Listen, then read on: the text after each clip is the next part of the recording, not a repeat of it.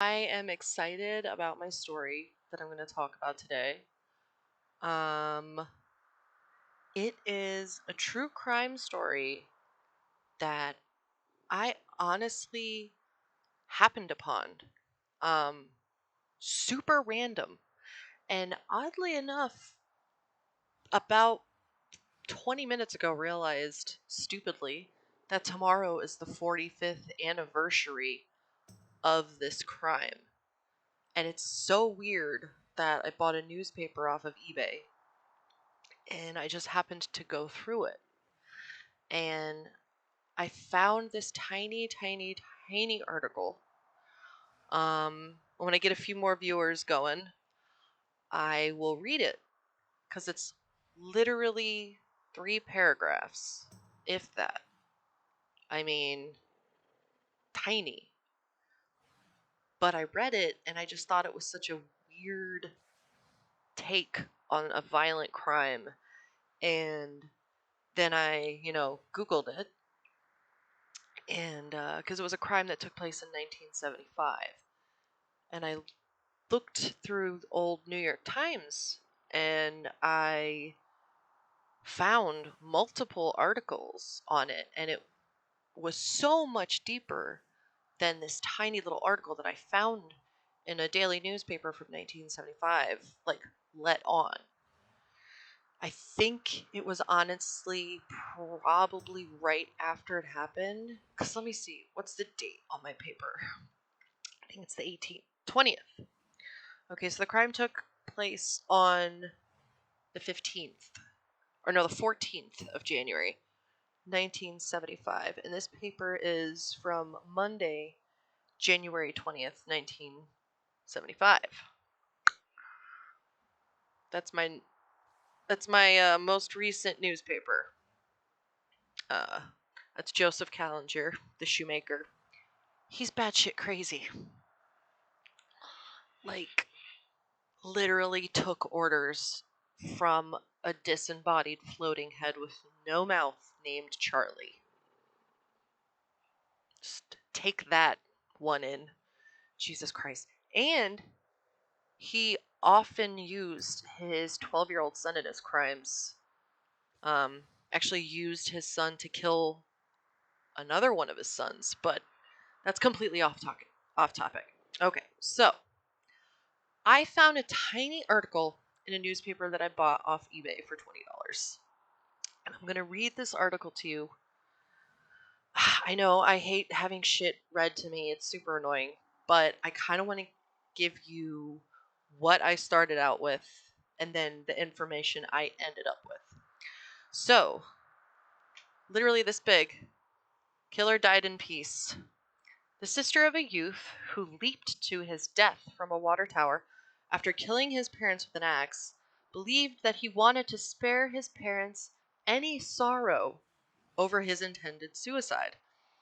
In a letter to the Mountainside Police Saturday, Wendy Sanders, 19, said her brother Greg committed the murders because Greg realized the pain it would have caused our parents when he died. The only way he could die in peace was knowing he would spare our parents from any pain and sorrow, was to end it for them too. The letter said, for reasons which we will never know, my brother could not cope with the pressures of his life anymore. Greg's body was found Wednesday after he apparently slashed his left wrist and jumped from the top of a tower near his house. His parents' bodies were found when the police went to notify them of Greg's suicide. That's the end of the article. Tiny, tiny little thing, little offshoot. So I read more about it, and Jesus. Jesus. So I'm going to start at the beginning, and I've had a drink. I had half of a drink, so I'm officially mom drunk. So I'm just going to wander, murder things on my game, and talk about this kid.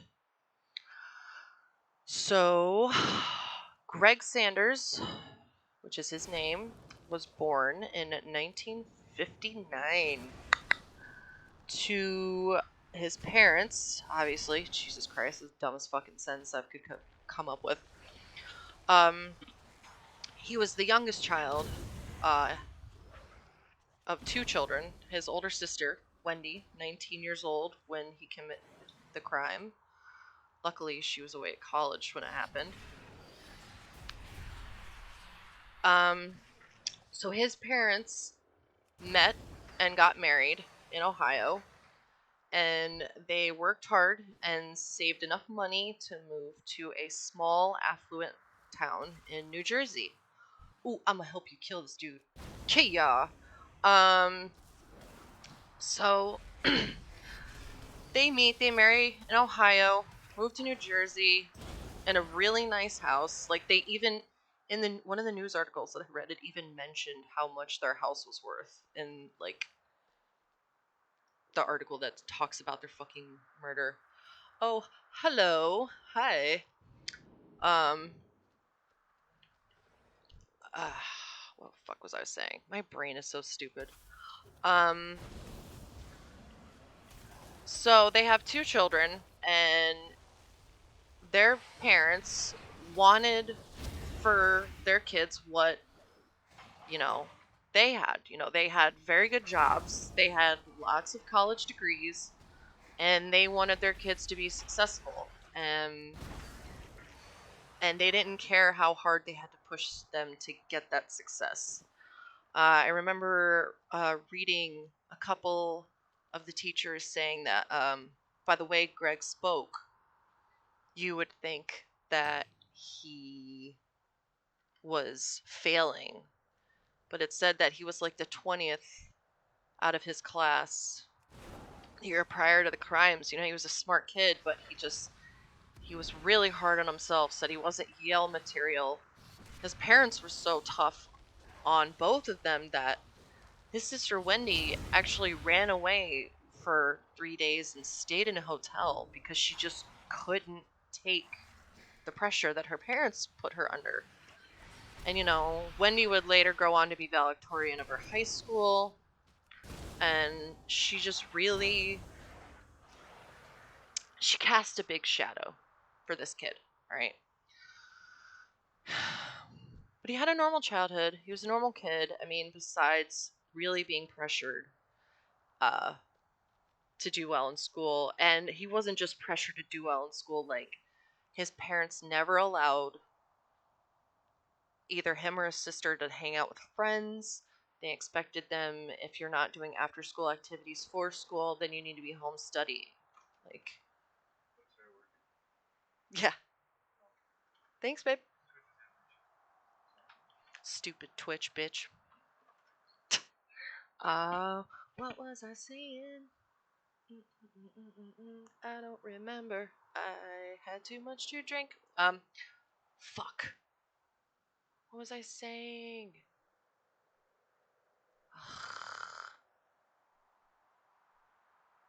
I don't know. Well, like, yeah, so we don't know how hard his parents pushed him. Because,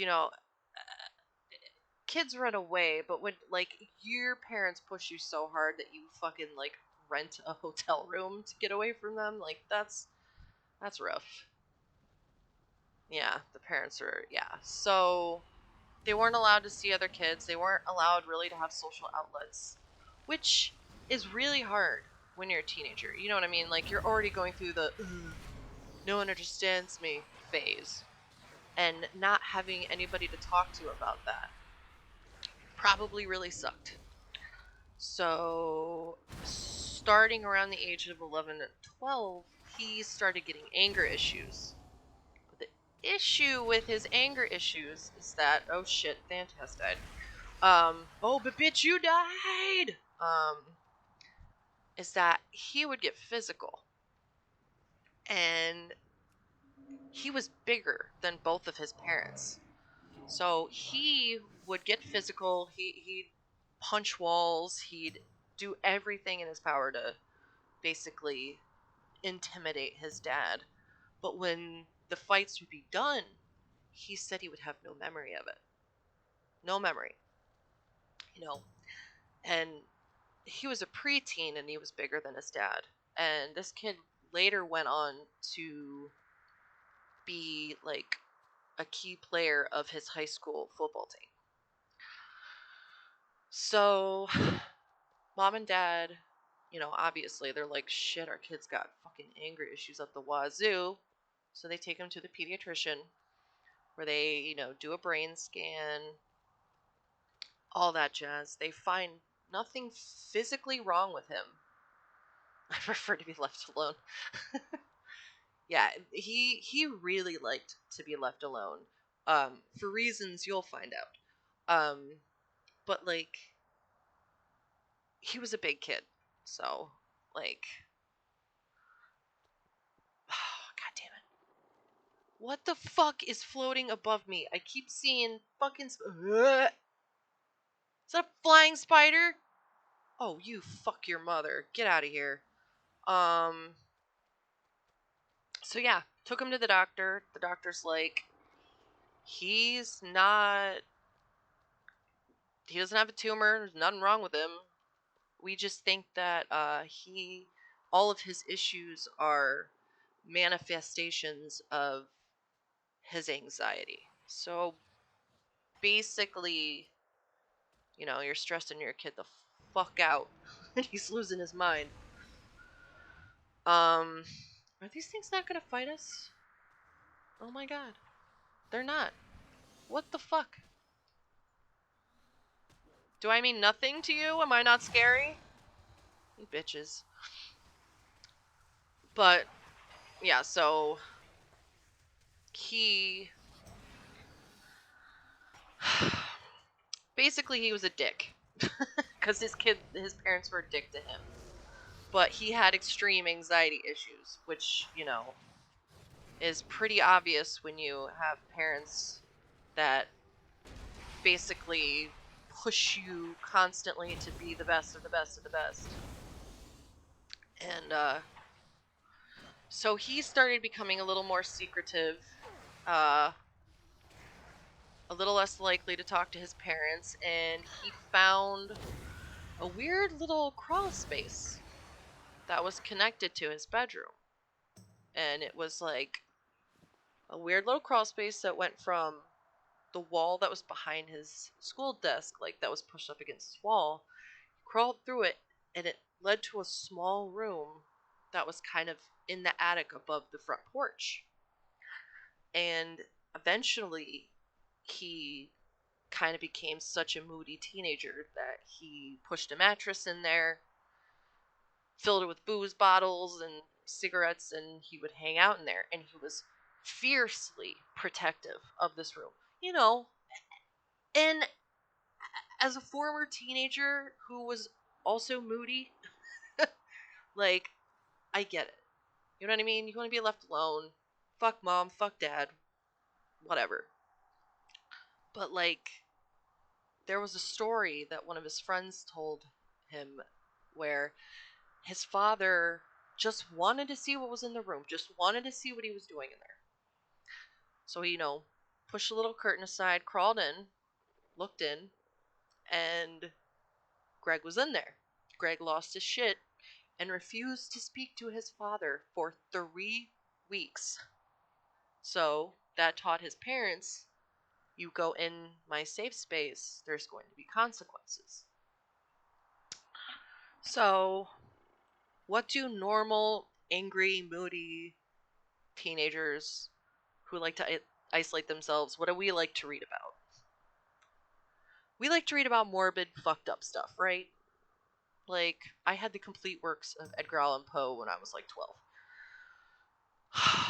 Around like 12, 13, 14 is when I started getting into serial killers, and that is around the time Greg became very interested in a crime that took place not too far from where he lived in New Jersey.